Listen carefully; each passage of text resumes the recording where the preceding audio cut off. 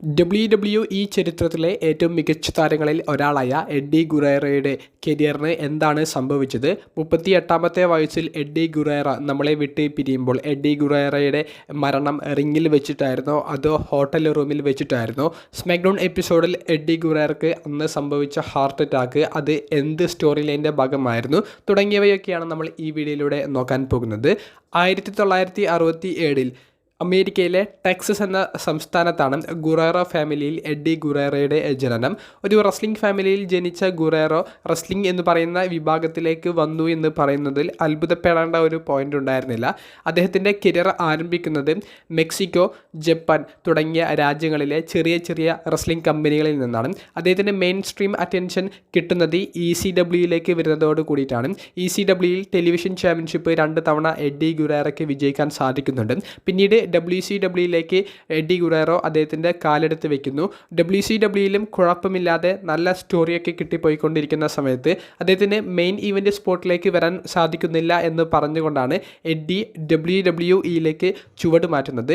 WWEയിലേക്ക് വന്ന് 2 വർഷത്തിനുള്ളിൽ കമ്പനി അദ്ദേഹത്തെ പുറത്താക്കുന്ന തീരുമാനം വരെ എടുത്തിട്ടുണ്ടായിരുന്നു. കാരണം എഡ്ഡി ഗുറേറോ അപ്പോൾ തന്നെ ആൽക്കഹോളിക് അഡിക്റ്റ് ആയിരുന്നു. അദ്ദേഹം ഡ്രഗ്സും മറ്റും യൂസ് ചെയ്യുന്നുണ്ടായിരുന്നു. അപ്പോൾ ആ ഒരു അഡിക്ഷൻ വിൻസ് മിക്മാനെ സമ്മതിച്ചു കൊടുക്കാൻ സാധിക്കുന്ന പോയിന്റ് ആയിരുന്നില്ല. അതുകൊണ്ട് എഡ്ഡി ഗുറേറയെ പുറത്താക്കിയെങ്കിലും മാസങ്ങൾക്ക് ശേഷം എഡ്ഡി ഗുറേറയെ കമ്പനി തിരിച്ചെടുക്കുന്നത് കാണാൻ സാധിച്ചു. എഡ്ഡി ഗുറേറയുടെ കരിയറിൽ ഉടനീളം അദ്ദേഹത്തെ ഒരു ഹീൽ റെസ്ലറായിട്ടാണ് എല്ലാവരും കണ്ടിരുന്നത് എന്നുണ്ടെങ്കിലും 2003-4 കാലഘട്ടത്തിൽ എഡ്ഡി ഗുറേറോ പീക്ക് ടൈമിലേക്ക് എഡ്ഡി ഗുറേറോ വരുന്നതും 2004 തുടക്കത്തിലാണ്. 2004 നോ വേ ഔട്ട് എന്ന് പറയുന്ന പേപ്പർ വ്യൂവിൽ സാക്ഷാൽ ബ്രോക്ക് ലെസ്നറിനെ പരാജയപ്പെടുത്തിക്കൊണ്ട് എഡ്ഡി ഗുറേറോ അദ്ദേഹത്തിൻ്റെ ആദ്യ main event title world title വിജയിക്കുന്നു. പിന്നീട് റെസൽമേനിയ 20 കർട്ട് ആംഗിളിനെ പരാജയപ്പെടുത്തിക്കൊണ്ട് ആ ടൈറ്റിൽ റെസൽമേനിയയിൽ വെച്ച് റീടേൺ ചെയ്യാനും എഡ്ഡി ഗുറേറയ്ക്ക് സാധിക്കുന്നുണ്ട്. എഡ്ഡി ഗുറേറയുടെ കരിയറിലെ ഏറ്റവും മികച്ച വിജയങ്ങളിൽ ഒന്നായിരുന്നു അന്ന് കർട്ട് ആംഗിളിനെതിരെ റീടേൺ ചെയ്യാൻ സാധിച്ച ആ ഒരു മത്സരം. പിന്നീട് JBL എന്ന റെസ്ലറുമായിട്ടുള്ള സ്റ്റോറിയിലേക്ക് കടക്കുന്നു. JBL എന്ന റെസ്ലറുമായിട്ടുള്ള സ്റ്റോറിയാണ് എഡ്ഡി ഗുറേറയുടെ കുറേയധികം വിവാദപരമായിട്ടുള്ള കുറേ സെഗ്മെൻറ്റുകളിലേക്ക് നയിച്ചത്. JBLയുമായി ജഡ്ജ്മെൻ്റ് ഡേ എന്ന് പറയുന്ന ഒരു പേപ്പർ വ്യൂവിൽ ഏറ്റുമുട്ടിയ എഡ്ഡി ഗുറേറോ JBL ഒരു ചെയർ ഷോട്ട് എഡ്ഡി ഗുറേറയെ അടിക്കുന്നു. എഡ്ഡി ഗുറേറോ ആ ഒരു സമയത്ത് കുറച്ച് ബ്ലഡ് വരുന്ന ഒരു സ്പോട്ട് ചെയ്യേണ്ടതുണ്ട്. അതിന് അദ്ദേഹം ബ്ലേഡ് ഉപയോഗിച്ചുകൊണ്ട് മുറിക്കുന്നതാണ് ശരിക്കും നെറ്റിയിൽ ചെയ്തത്. എന്നാൽ ആ ബ്ലേഡ് ഉപയോഗിച്ച് മുറിച്ച ആ സ്പോട്ട് കുറച്ച് കൂടിപ്പോയി. ആ ബ്ലേഡിൻ്റെ മൂർച്ച കൂടിയതും എഡ്ഡി ഗുറേറോ ഡീപ്പായിട്ട് മുറിച്ചതും ബ്ലഡ് കൂടുതൽ വരാനുള്ള സാഹചര്യം ഒരുക്കി. പിന്നീട് ആ റിങ് മൊത്തം ചോരക്കളമായി എന്ന് പറയേണ്ടി വരും. ഇപ്പോഴും 2025 ഇപ്പോൾ WWE വന്നു നിൽക്കുമ്പോഴും ഇത്രയും ബ്ലഡ് നിറഞ്ഞ മറ്റൊരു മത്സരം WWEയിൽ ഉണ്ടായിട്ടില്ല എന്നാണ് റെസ്ലിംഗ് ജേർണലിസ്റ്റുകൾ വിലയിരുത്തുന്നത്. എഡ്ഡി ഗുറേറ ആ നെറ്റ് മുറിച്ചതിനെ തുടർന്ന് എഡ്ഡി ഗുറേറയ്ക്ക് വലിയ സിമ്പതിയൊക്കെ ആരാധകരുടെ ഭാഗത്തു നിന്ന് ലഭിക്കുന്നുണ്ട്. മത്സരത്തിൽ ഡിസ്ക്വാളിഫിക്കേഷനിലൂടെ ആണെങ്കിൽ പോലും ടൈറ്റിൽ റിട്ടേൺ ചെയ്യാൻ സാധിച്ചു. JBLന് പിന്നെയും ഒരു ചാമ്പ്യൻഷിപ്പ് അവസരം കിട്ടുന്ന രീതിയിലുള്ള ഒരു സ്പോട്ടും ലഭിച്ചു. മത്സരശേഷം എന്താണ് സംഭവിച്ചത് എന്ന് വെച്ചാൽ എഡ്ഡി ഗുറേറോ വളരെ ബ്ലഡൊക്കെ ഇങ്ങനെ തലയിൽ നിന്ന് പോയിട്ടാണ് ബാക്ക് സ്റ്റേജിലേക്ക് ചെല്ലുന്നത്. ആ എഡ്ഡി ഗുറേറയെ കണ്ട എല്ലാവരും എഡ്ഡി ഗുറേറയോട് ആദ്യം ഹോസ്പിറ്റലിലേക്ക് പോകാൻ ആവശ്യപ്പെടുന്നുണ്ട്. എന്നാൽ ആദ്യം എഡ്ഡി ഗുറേറോ അതിനെ വിസമ്മതിക്കുന്നു. പിന്നീട് പെട്ടെന്ന് എഡ്ഡി ഗുറേറ കൊളാപ്സ് ആകുന്നത് മനസ്സിലായ അവർ എഡ്ഡി ഗുറേറയെ ഹോസ്പിറ്റലിലേക്ക് കൊണ്ടുപോകുന്നു. അപ്പോൾ എഡ്ഡി ഗുറേറയ്ക്ക് ഇനി കുറച്ച് ദിവസങ്ങൾ WWEയിൽ നിന്ന് മാറി നിൽക്കണം, അദ്ദേഹത്തിൻ്റെ ഹെൽത്ത് റിക്കവർ ആകാൻ വേണ്ടിയിട്ട്.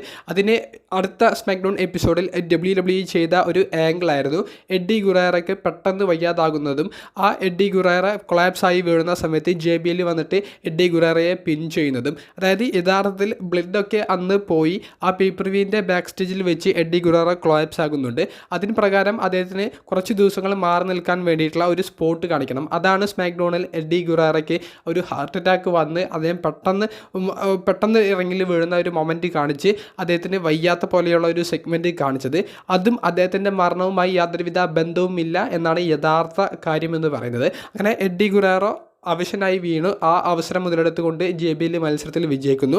പിന്നീട് വന്ന ഒരു പേപ്പർ വ്യൂയിൽ ഒരു ബുൾ റോപ്പ് മത്സരം കളിച്ച് JBL എഡ്ഡി ഗുറേറയെ പരാജയപ്പെടുത്തി എന്നുണ്ടെങ്കിലും കർട്ട് ആംഗിൾ വന്നിട്ട് ആ ഒരു ഡിസിഷൻ മാറ്റി. അന്നത്തെ ജനറൽ മാനേജർ കർട്ട് ആംഗിൾ ആയിരുന്നു. പിന്നീട് കർട്ട് ആംഗിളുമായിട്ടുള്ള സ്റ്റോറി വരികയും എഡ്ഡി ഗുറേറ ആ ഒരു സ്റ്റോറിയിൽ പരാജയപ്പെടുന്നതും കാണാൻ സാധിച്ചു. ഇതിനിടയിൽ JBL തന്നെ എഡ്ഡി ഗുറേറയുടെ കയ്യിൽ നിന്ന് ആ ഒരു ചാമ്പ്യൻഷിപ്പ് വിജയിക്കുകയും ചെയ്യുന്നുണ്ട്. പിന്നീട് എഡ്ഡി ഗുറേറയുടെ ഏറ്റവും ഫേമസ് ആയിട്ടുള്ള സ്റ്റോറി വരുന്നത് റെയ് മിസ്റ്റീരിയോയ്ക്ക് എതിരെയാണ്. കസ്റ്റഡി ഓഫ് ഡൊമിനിക് എന്ന് പറയുന്ന ആ ലേറ്റർ മത്സരമൊക്കെ വരുന്ന ആ ഒരു സ്റ്റോറി പിന്നീടാണ് നടക്കുന്നത്. അത് 2005 നടക്കുന്നത്. പിന്നീട് എഡ്ഡി ഗുറേറയ്ക്ക് ബാറ്റിസ്റ്റയുമായിട്ടുള്ള ഒരു വേൾഡ് ടൈറ്റിൽ സ്റ്റോറി വരുന്നുണ്ട്. ആ വേൾഡ് ടൈറ്റിൽ സ്റ്റോറിയിൽ യഥാർത്ഥത്തിൽ എഡ്ഡി ഗുറേറോ ബാറ്റിസ്റ്റയുടെ ഒരു ഫ്രണ്ടായിട്ട് വരികയും അദ്ദേഹം മരണപ്പെടുകയും ചെയ്തു. എഡ്ഡി ഗുറേറയ്ക്ക് ഒരു ട്രിപ്പിൾ ത്രെറ്റ് മത്സരത്തിൽ ഒരു വേൾഡ് ചാമ്പ്യൻ ആകാനുള്ള ഒരു സ്ക്രിപ്റ്റ് അവർ തയ്യാറാക്കി വെച്ചിട്ടുണ്ടായിരുന്നു. എന്നാൽ ദിവസങ്ങൾക്ക് മുൻപ് അദ്ദേഹം ഹോട്ടൽ റൂമിൽ മരണപ്പെടുകയും ചെയ്തു. അപ്പോൾ റിങ്ങിൽ വെച്ച് എഡ്ഡി ഗുറേറയ്ക്ക് സംഭവിച്ചത് അത് സ്റ്റോറി ലൈൻ പ്രകാരം എഡ്ഡി ഗുറേറയെ മാറ്റി നിർത്താൻ വേണ്ടി WWE ചെയ്ത ആംഗിളാണ്. അതൊക്കെ കഴിഞ്ഞ് പിന്നീട് വർഷങ്ങൾക്ക് ശേഷമാണ് എഡ്ഡി ഗുറേറ ഹോട്ടൽ റൂമിൽ വെച്ച് മരണപ്പെടുന്നത്. ആ റിങ്ങിൽ വെച്ച് നടന്ന സെഗ്മെൻറ്റും ഹോട്ടൽ റൂമിൽ എഡ്ഡി ഗുറേറ മരിച്ച യഥാർത്ഥ ഭാഗവും തമ്മിൽ യാതൊരുവിധ ബന്ധവുമില്ല.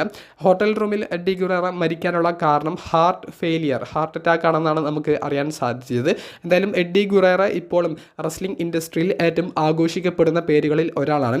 എഡ്ഡി ഗുറേറയുടെ ഏറ്റവും ഫേമസ് മൂവുകളിൽ ഒന്നാണ് 3 അമിഗോസ്, 3 സുപ്ലെക്സ് ഒരുമിച്ച് ചെയ്യുന്നത്. അതുപോലെ തന്നെ ഫ്രോഗ് സ്പ്ലാഷ്. ഈ 2 മൂവും എല്ലാ കിടിലമായിട്ടുള്ള മത്സരങ്ങളിലും നമുക്ക് കാണാൻ സാധിച്ചിട്ടുണ്ടാകും. ഒരു റെസ്ലിംഗ് കമ്പനി എന്ന് നമുക്ക് പറയാൻ സാധിക്കില്ല. എല്ലാ റെസ്ലിംഗ് കമ്പനികളും എഡ്ഡി ഗുറേറയ്ക്ക് ഒരു ട്രിബ്യൂ കൊടുക്കുന്ന രീതിയിൽ ഏതെങ്കിലും ഒരു ഇവൻറ്റിൽ ഒരു വർഷത്തിലെങ്കിലും എന്തെങ്കിലുമൊക്കെ ഒരു സ്പോട്ട് ചെയ്തിട്ടുണ്ടാകും. അങ്ങനെ റെസ്ലിംഗ് ഇൻഡസ്ട്രിയിൽ ഇത്രയും ആഘോഷിക്കപ്പെടുന്ന മറ്റൊരു പേര് നമുക്ക് ഇപ്പോൾ ഇല്ല എന്ന് തന്നെ പറയേണ്ടി വരും. അത്രയും റെസ്ലിംഗ് ഇൻഡസ്ട്രി ബഹുമാനത്തോടു കൂടി കാണുന്ന പേരുകളിൽ ഒന്നാണ് എഡ്ഡി ഗുറേറോ. ഇതായിരുന്നു അന്ന് എഡ്ഡി ഗുറേറയുടെ കരിയറിൽ സംഭവിച്ചത്.